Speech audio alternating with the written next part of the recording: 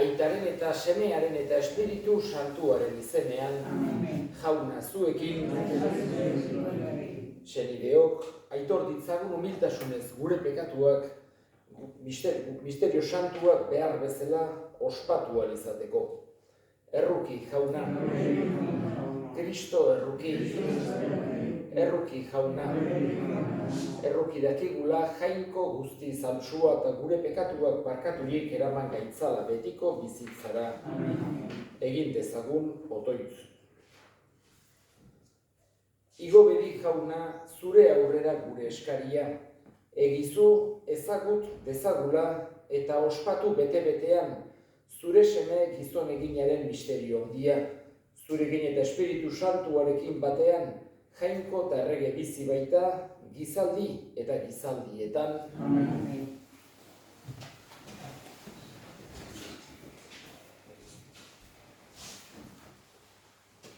Isaias profetaren liburutik. Honela mintzo da, jauna, poztuko dira basamortua eta lurragorra, alaituko basalurrak eta lilia bezala loratuko eta poztuko dira irrintziz jauzika. Libano bezain zoragarri eta Karmel eta Sarion bezain eder bihurtuko dira. Ikusiko dute jaunaren aintza, gure jainkoaren edertasuna. Indarritza zue esku ahulduak, sendotu belaun kolokak, esan bihotz beldurtiei, gora bihotzak, ez izan beldurrik. Badator jangoikoaren mendekua, jangoikoaren saria, bera etorriko da eta salbatuko zaituzte. Orduan itsuen begiak irekiko dira, eta gorren belarriak zabalduko. Orduan errenak basauntzak bezala jauzi egingo du, eta mutuaren mingainak oio egingo gozez. Urak sortuko baitira basamortuan, eta errekak eremuan. Lur errea aintzira bihurtuko da, eta lur egarritua iturri. Basatxakurren etzalekuan, kainaberak eta ihiak hasiko dira. Bide zabal bat izango da han, bide santua, haren izena. Kutsaturik inor ez da handik ibiliko, eta zentzugabeak ez dira handik joango.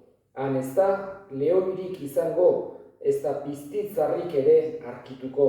Salbatuak bakarrik joango dira handik, jaunak salbatuak itzuliko dira handik. Siona itzuliko dira pozez kantari, aurretik beti ereko poza, atzetik poza eta alaitasuna, kezka eta negarrak ies egiko dute. Jaunak esana.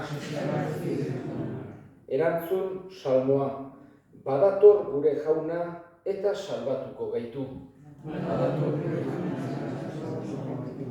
Entzungo dut jainko jaunak dioen hitza, pakezkoa da jainkoaren hitza, hurbil zaie haren beldur direnei salbamena, gure lurrean haren aintza biziko da. Badator gure jainkoa eta salbatuko gaitu. Jainkoak ondena emango du, gure lurrak bere uzta ekarriko du, zuzentasuna ibiliko da haren aurrean eta salbamena haren urrak senbidean. Jauna zuekin, Jesucristoren Evangelioa San Lukasen liburutik.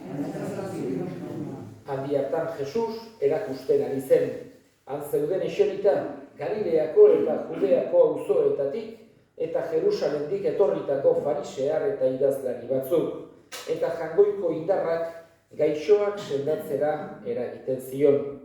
Etorri ziren gizon batzuk, perlesidun bat zerraldoan zekartela, eta nola sartuko zebiltzan, Jesusen aurrean ipili nahiez, baina jendetzarengatik ez zuten arkitzen nondik sartu eta etxe gainera igo eta teiartetik eratsi zuten, zerraldo eta guzti erdira Jesusen aurrera.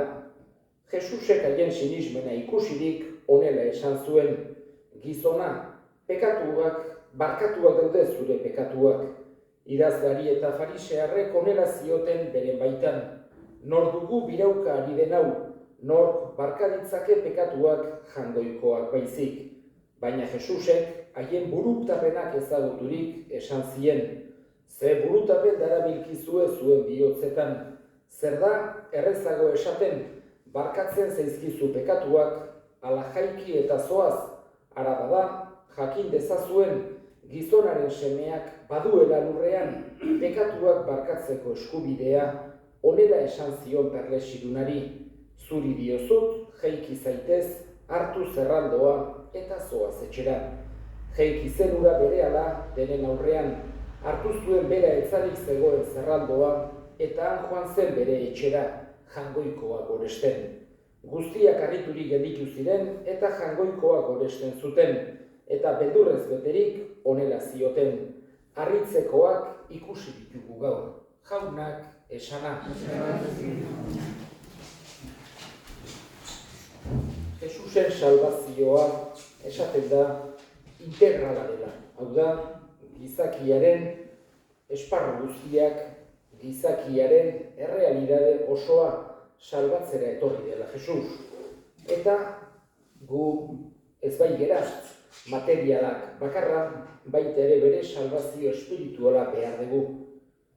Egia da, salvazio materiala ere, askatasun materiala, osasuna eta gure eguneroko bizitzan behar ditugun gauzak oso estimatuak ditugula.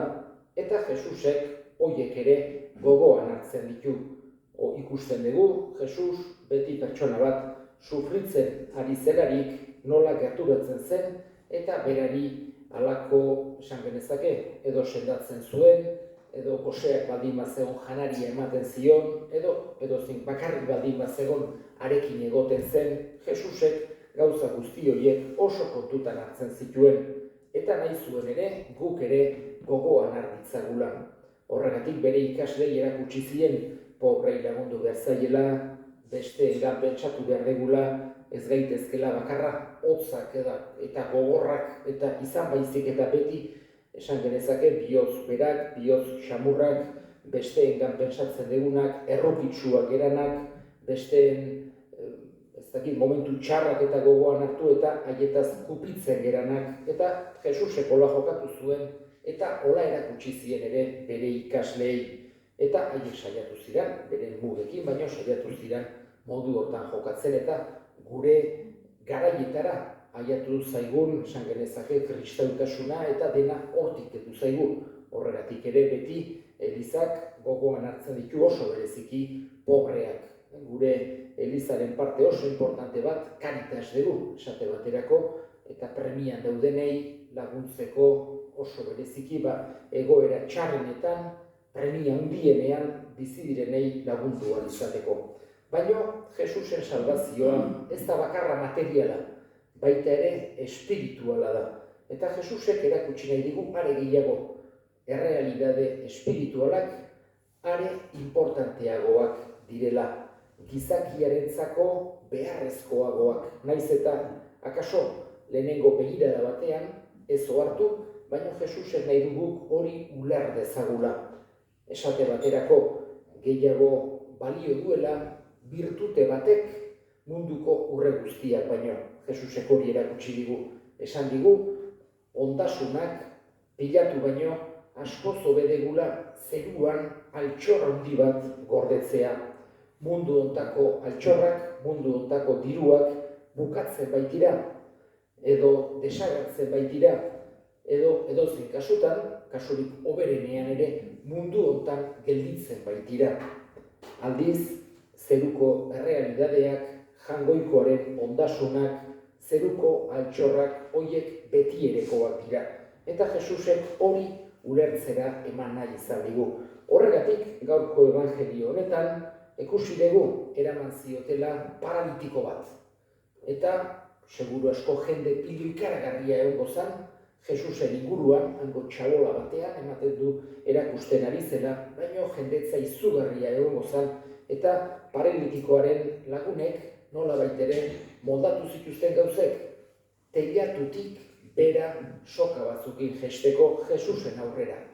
Eta Jesusek ikusi zuelarik aurrena egin nahi izan zion, esan genezake, oain aipatu dedan ikuspegi honetatik, favorerik handiena, mesederik bikainena, pekatuak barkatu zizkion. Segur asko izango zituen bere pekatuak, eta horrek ere akaso sufriarazten zuen, esan genezake paralitiko hura, eta Jesusek pekatuak barkatu zizkion, aurreneko gauza. Eta gizonarek dudik gabe halako pakea sentituko zuen bere bihotzean. Ikusita Jesusek bere pekatuen barkazio eskaintzen ziola. Baina inguruan zeuden farisearraiek, askotan ikusten dugu, evangeliotan agertzen zaigu, joaten zirela Jesusi entzutera, Jesusi galderak egitera. Normalen, danak ez, baina asko halako borondate ez oso zuzenarekin. Nola baitere, harrapatu nahi zuten, kontraesanen batean, edo Moisesen legea hausten zuela, edo demostratu nahi zuen nola baitere, eta antxen egoten ziren mentalidade horrekin. Ez ikastekoa, baizik eta justo kontrakoa. Jesus harrapatu nahiean bezala zebiltzan. Eta hoiek edozen aitzaki gutxi zuten, aski zuten edozein aitzaki Jesusen kontra hizketan hasteko. Behin baino gehiagotan ikusten dugu, Jesusek pertsona bat larun batez sendatzen baldin bazuen, orduan kritikatzen hasten ziren. Ez zioten erreparatzen pertsona horri egindako favoreari, ez zioten erreparatzen mirariari, baizik eta larun batez egina zela, eta horregatik kritikatu egiten zuten. Gaurkoan Jesusek aurrena pekatuak barkatu zizkion, eta horrek ere eman zien bide kritikatzeko Jesus, eta beren artean hasi ziren nor da hau, jagoikoak bakarra barkatu ditzake pekatuak. Eta orduan Jesusek, bazeukan esan genezake gaitasun hori, pertsonak barruan zeukena, pentsatzen zuena, ulertzeko, eta berak esan zien, zer esaten ari zerate. Uste dezue, ezin dela pekaturik barkatu, ikus dezazuen badaukadalanik horretarako eskubidea, oain esango diot, bere kamila hartu eskutan eta oinez alde egin dezala. Eta hala egin zuen, sendatu zuen paralitiko hura. Segur asko hasieratik pentsatua zeukan Jesusek sendatzea, lehen esan dedan bezala, ez baitzen bakarra, gauza espiritualetaz preokupatzen Jesus, baita ere pertsonek zituzten sufrimendu materialetaz ere, baino nahi izan zuen halako modu pedagogikoan sendatu. Aurrena pekatuak barkatu eta gero bere gaitz hortaz sendatu nahi izan zuen paralitiko hura. Pentsatu behar dugu, jendea hau zabalik erdituko zela, eta aitzaki guztiak kenduta inork ezin izango zuen momentu hartan behintzat Jesusen kontra ezer esan. Eskatzen diogu bada Jesusi guk ere bere ikuspegi hori izan dezagula. Estimatuz, bai mundu hontako gauzak, jangoikoak eman dizkigunak, baino batez ere eta bereziki beste munduko ondasun horiek, mundu hontakoak baino gehiago balio dutenak. Eta egin ditzagun orain gure eskariak. Eskatuko dugu bereziki mundu hontan sufritzen ari diren pertsona guztien alde, gaixorik daudenak, behartsuak direnak, beren etxeetatik urruti daudenak, kristauengan beti laguntza harki dezaten eskadezaiogun jaunari. Eskatuko dugu baita ere, egibidea bizi diren pertsonen alde, eta besteen alde, jokatzen dutenen alde, jangoikoarekin topo egiteko aukera izan dezaten eskadezaiogun jaunari. Entzuna eta ona bihotzez egiten dizkizugun eskaria Jesu Kristo gure jaunaren bitartez.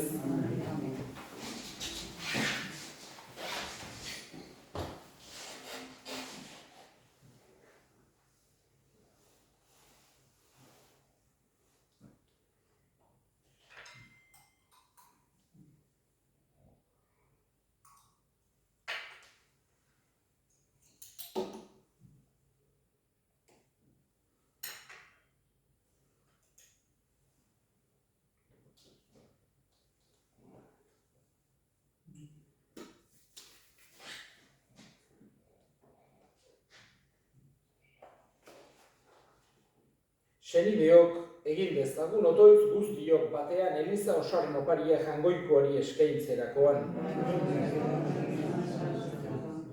Onartu jauna, zure eskuzabaletik hartuta dakarzkizugun doaiak, egizu orgi ardo hauekin oraingo bizitzaldian ospatzen digun eukaristia, zure erospenaren betiereko sari gertadakigula, Jesu Kristo gure jaunaren bitartez, jauna zuekin, gora dioza, eskerrak jangoiko gure jaunari. Egokira bai eta zuzen bidezko eta salbagarri, non nahi eta beti guk zuri eskerrak ematea jauna, aita guztiz, santu, jangoiko guztidun betiereko horri, Jesu Kristo gure jaunaren bitartez.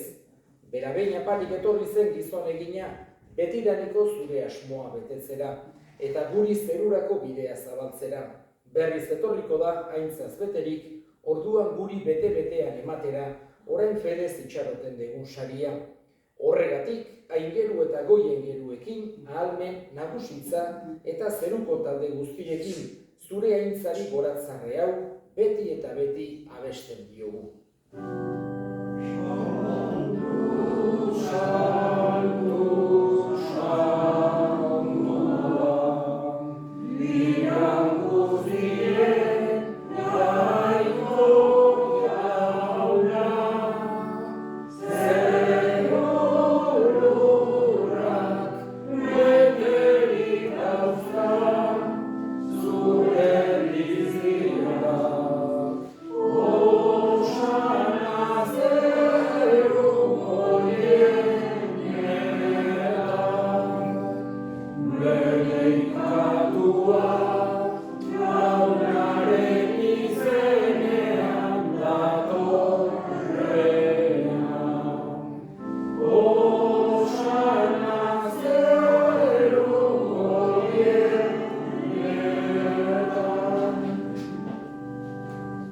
Santu zera bai jauna eta santutasun guztiaren iturri. Egitzazua da santu ogi ardo hauek zure espiritua isuriz, Jesu Kristo gure jaunaren gorputz eta odol guretzat egin daitezen. Berak saldu zutenean eta bere gogoz gurutzera zikoala, ogi hartu eta eskerrak emanez atitu zuen eta bere ikaslei eman zien esanez. Hartza zuen eta jan guztio kontatik. Hau nere gorputza data, zuentzat emango dena.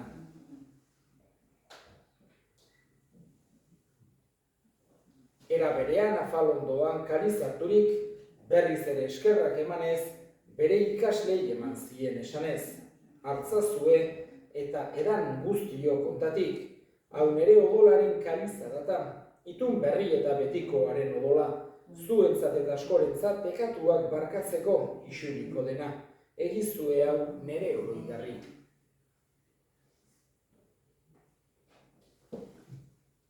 Hau da, sinismenaren misterioa.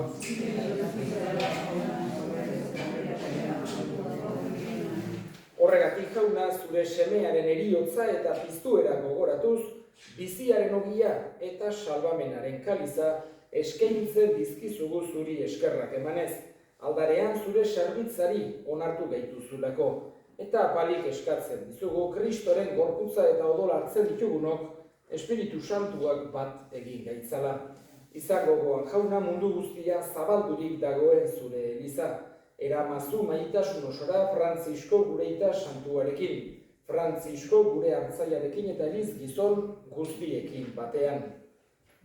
Era berean izango goan jauna bizteko itxaropenea joan diran gure senideak eta hildako guztiak ere. Arritzazu zure aurpegiaren argitan, errukizak izkigu arren, guk guztiok, betiko bizia irits dezagun Jainkoaren ama Maria Virginia doatsuarekin, haren senar Jose santuarekin, apostolu santuekin eta gizaldi guztietan zure adiskide izan diren santuekin, haiekin batean gore zaitzagun Jesu Kristo zure semearen bitartez. Honen bitartez, honekin eta honengan, zuri aita jangoiko alguztidun horri Espiritu Santuarekin batean, ospe eta aintza guztia gizaldi eta gizaldi guztietan, salbatzaileak aginduta erakutsiari jarraituz, bildur gabe esan dezagun. Gure eta zeruetan zerana, santu izan bedi zure izena, etor bedi zure erreinua, egin bedi zure nahia zeruak bezala lurrean ere, emaiguzu gaur egun ontako ogia, barkatu gure zorrak, guk ere gure zorrunei barkatzen diegun ezkero, eta ez duten taldiak eman, baina atera gaitzazu. Atera gaitzazu jauna, gaitz guztietatik emaiguzu bakea gure egunotan, zure errukiari esker pekatutik garbi bizi gaitezen eta estuadietan sendo, betiko zorionaren itxaropenean, Jesu Kristo gure salbatzailea, noiz etorriko den zai gaudela. Jesu Kristo gure jauna, zuk esana da apostoluei pakea uzten dizuet, nere pakea ematen. Begira zure Elizaren sinismenari eta ez gure pekatuei, eta zure gogoa den bezala, emaiozu Elizari pakea, eman batasuna, errege bizi baizera, gizaldi eta gizaldietan, jaunaren pakea beti zuekin. Eta eskurik eman gabe, emaiozu pakea karri. Jangoikoaren bildotsa, zuk entzen duzu munduko pekatua, erruki jauna. Jangoikoaren bildotsa, zuk entzen duzu munduko pekatua, erruki jauna. Jangoikoaren bildotsa, zuk entzen duzu munduko pekatua, ona hemen jangoikoaren bildotsa, ona munduko pekatua kentzen duena zoriontsuak jaunaren maila deituak.